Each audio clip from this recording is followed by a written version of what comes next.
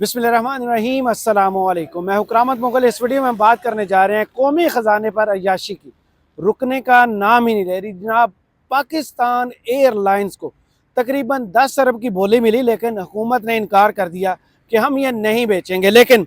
वही हुकूमत जो है, अभी अभी जो ब्रेकिंग न्यूज़ आई है कि सदर और वज़ीर आज़म के लिए 2 तैयारे ख़रीदने जा रही है। कितने में ख़रीदेगी वो आपको बताएंगे। इसके अलावा जैसे याह्या अफरीदी साहब ने उन 6 जजेस से मुलाकात किया, उस मुलाकात में क्या हुआ, और इसके बाद जनाब मरियम नवाज भारत के साथ डिप्लोमेसी करे तो वो हलाल, अगर गंडापुर साहब जो हैं वो अफ़गानिस्तान के साथ तल्लुकात पर बात करें तो वो हराम। क्यों, इस पर बात करेंगे। चलें शुरू करते हैं सबसे पहले उस बदकिस्मत एयरलाइन की जिसका नाम है PIA, जिसको बेचने के लिए पाकिस्तान की हुकूमत इस वक्त सर तोड़ कोशिशें कर रही है। सऊदीया से लेकर UAE और UAE से चीन से लेकर पूरी दुनिया में ऑफर दी गई कि हमें अरबों लें और ये जो एयरलाइन है वो ले जाएं। इस पर कल पहली बिडिंग हुई और बोली लगी 10 अरब रुपए। ब्लू वर्ल्ड सिटी वालों ने बोली लगाई, लेकिन मामला वहीं रोक दिया गया क्योंकि इब्तदाई उसकी बोली की जो हद थी वो 85 अरब थी। लेकिन आज गंडापुर साहब ने, जिसको कहते हैं ना नैले पर दैला मारा है, उन्होंने एक खत लिख दिया वफाकी हुकूमत को कि जाएं, 10 अरब से ज़्यादा हम देते हैं, एयरलाइन चलाने का टास्क हमें दे दें, हमारे हवाले कर दें, क्योंकि इसके साथ जुड़ा हुआ है पाकिस्तान का नाम, पाकिस्तान एयरलाइंस यानी कि PIA। गंडापुर साहब ने ऑफिशियली तौर पर वफाकी हुकूमत को खत लिख दिया और उसमें कहा है कि निजकारी के लिए बोली में हम दिलचस्पी रखते हैं।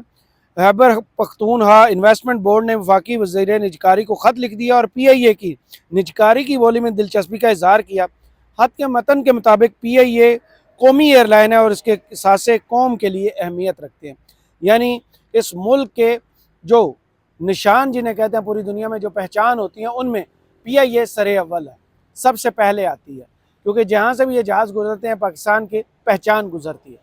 तो उसको बचाने के लिए अब कूद पड़े हैं जनाब गंडापुर साहब, और गंडापुर साहब ने शायद इस हुकूमत को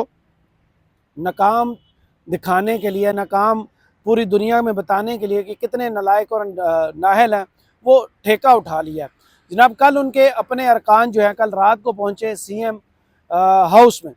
उनका उन्होंने इस्तकबाल किया, फूलों की पत्तियाँ निछावर की, फर्दन फर्दन हर शख्स पर उन्होंने फूल फेंके। उसमें KP पुलिस के लोग थे, वहाँ की 1122 जो है उसके लोग थे, इसके अलावा और सरकारी मुलाजमीन उसमें शामिल थे और कुछ MPS भी थे।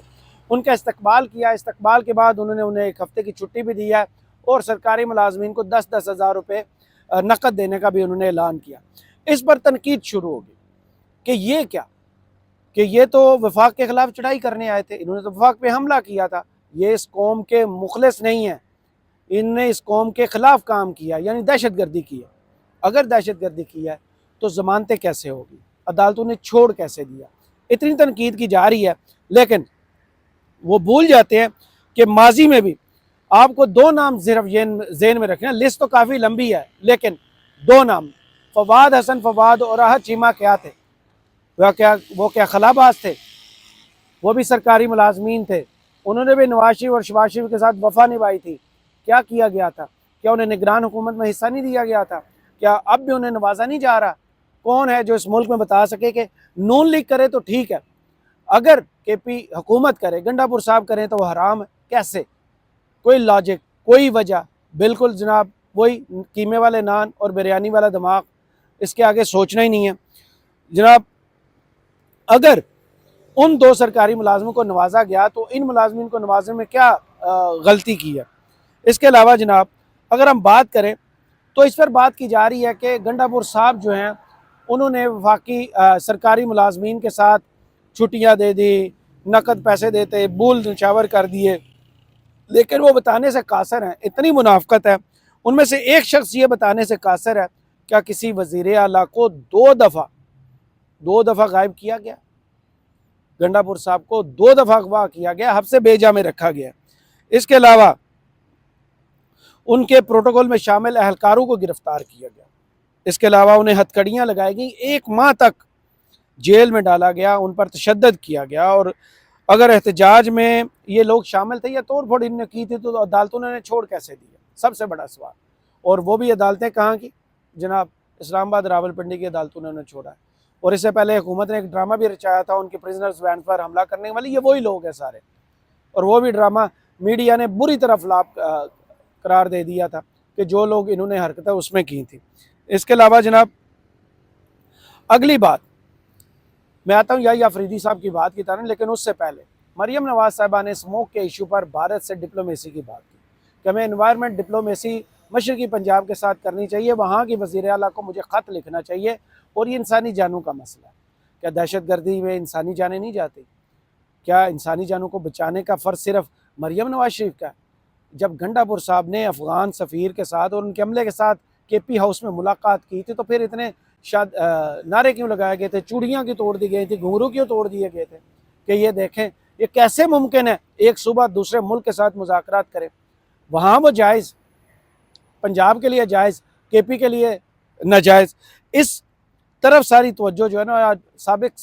جو اسپیکر قومی اسمبلی اسد قیصر صاحب، انہوں نے وان میں آواز اٹھائی اور ریکارڈ پر لائے کہ یہ کیا ہو رہا ہے۔ انہوں نے کیا کہا سنیے۔ میڈم مریم نواز نے اسٹیٹمنٹ دیا تھا پرسوں، اس نے کہا کہ ہم اسموک کا بڑا ایشو ہے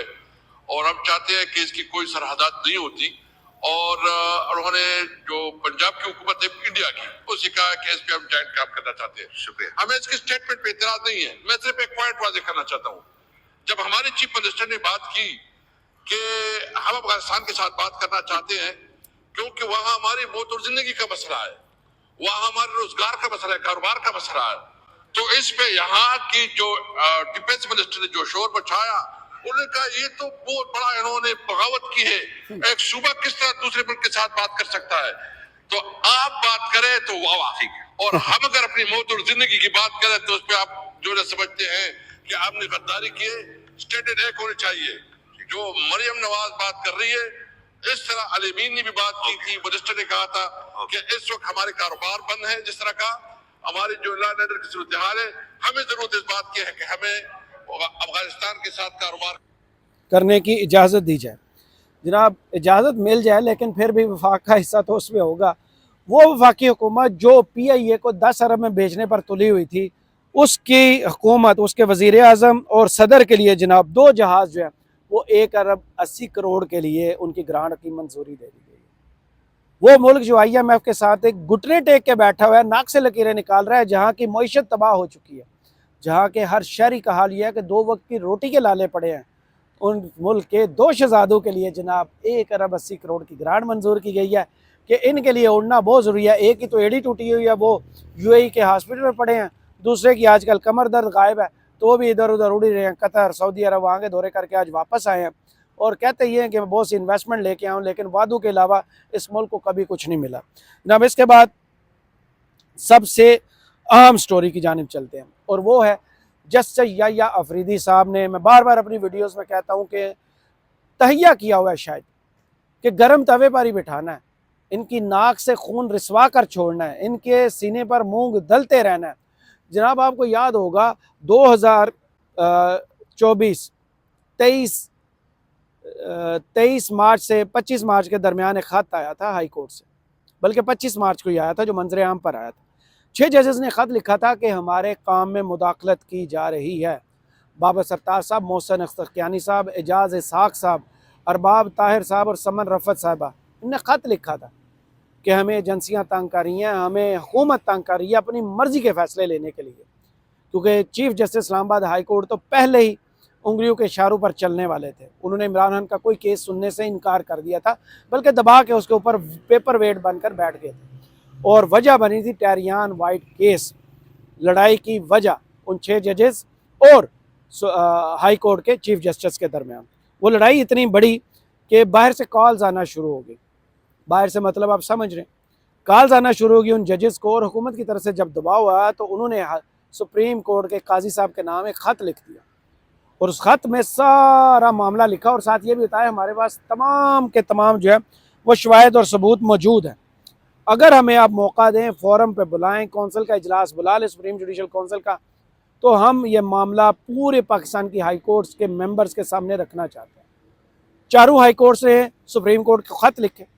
کہ ہم ان کے ساتھ کھڑے ہیں، مداخلت ہو رہی ہے، سب نے اپنا اپنا قصہ سنا دیا کہ ہمیں کہاں سے فون آتے ہیں،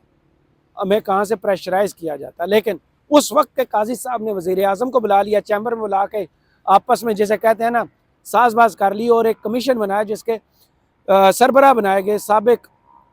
سپریم کورٹ کے جسٹس تصدق جیلانی صاحب۔ سوشل میڈیا پر بحث ہوئی، تنقید ہوئی، ان نے ہاتھ باندھ لیے، قاضی صاحب نے ان سے ناراضگی کا اظہار بھی کیا، سو اینڈ سو بہت باتیں آگے چلتے رہے، لیکن قاضی صاحب نے اس کیس کی سماعت شروع کی تو 3 مئی 2024 کے بعد اس پر ایک بھی سماعت نہیں ہوئی۔ قاضی صاحب نے دھڑا دھڑ نون لیگ کے لیے کام کیا، مخصوص نشستوں والا معاملہ ہو، نیب ترامیم والا معاملہ ہو، یا پھر 63A والا معاملہ ہو، یا پریکٹس اینڈ پروسیجر کے تحت بنی ہوئی کمیٹی کا معاملہ ہو، ہر جگہ قاضی صاحب نے دھڑا دھڑ رفتار اپنی جسے کہتے ہیں نا 500 کلومیٹر پر سیکنڈ رکھی ہوئی تھی۔ لیکن اپنے ججز کے معاملے میں، اپنی عدلیہ کے معاملے میں وہ کہتے تھے یہ میرے دور میں نہیں ہوا، یہ معاملہ نہیں ہوا۔ اب جو ہے جو نئے چیف جسٹس بنے ہیں، جن کو ہم کہتے ہیں کہ یہ آؤٹ آف سلیبس آ گئے، حکومت نے کچھ اور گیس کیا تھا کہ یہ آئیں گے ہماری انگلی پکڑ کے جہاں ہم چلانا چاہیں گے وہاں چلیں گے، لیکن ایک ہفتہ ہونے کو ہے انہوں نے تہیہ کیا ہوا ہے کہ اس ملک میں آئین اور قانون اور سپریم کورٹ پر پاکستانی عوام کی جو اعتماد جو اٹھ چکا ہے اس کو بحال کریں گے، اور میرے حال میں انہوں نے سٹیپس لینا شروع کر دیے ہیں، اور یہ بہت بڑا سٹیپ ہے کہ آج وہ ان 6 ججز سے ملے بھی ہیں، ان کا دکھڑا بھی سنا ہے اور ان سے سلوشن بھی لیا ہے، اور بہت جلد آپ ایسی خبر سنیں گے کہ وہ جو 3 مئی کو ادھوری سماعت چھوڑ کے قاضی صاحب بھاگ گئے ہیں اس پر دوبارہ سماعت شروع ہوگی، اور ان 6 ججز کے پاس جو ثبوت ہے وہ سامنے لا کر جو اس کے ذمہ داران ہیں، حکومت میں بیٹھے ہیں یا حکومت کے پیچھے بیٹھے ہوئے ہیں، ان سب کو انصاف کے کٹہرے میں کھڑا کیا جائے گا، اور اگر عدلیہ کے ساتھ چیف جسٹس صاحب کھڑے ہوں گے تو ان کا اعتماد بحال ہوگا، ان کا کانفیڈنس اور جرت واپس آئے گی، اور اگر ہائی کورٹ کی جرت مل جائے گی تو نیچے کی عدلیہ جو ہے جس کو ہم لوور کورٹس کہتے ہیں وہ ویسے ہی ماشاءاللہ بہت جرت سے کام کرنا شروع کر دے۔ تو دیکھتے ہیں اس ملک میں شاید انصاف میں تبدیلی کا جو ہے وہ رائیول ہو گیا، آ چکی ہے تبدیلی، آنا شروع ہو چکی ہے، اور آنے والے دنوں میں مزید اس میں ہم بہتری دیکھیں گے، مزید ایسے فیصلے آئیں گے جن کے بارے میں آپ کو آگاہ کریں گے۔ کرامن مغل کو اس ویڈیو سے اجازت دیجیے، اور کمنٹس باکس میں ضرور بتائیے کہ ویڈیو آپ کو کیسی لگی۔ اللہ حافظ۔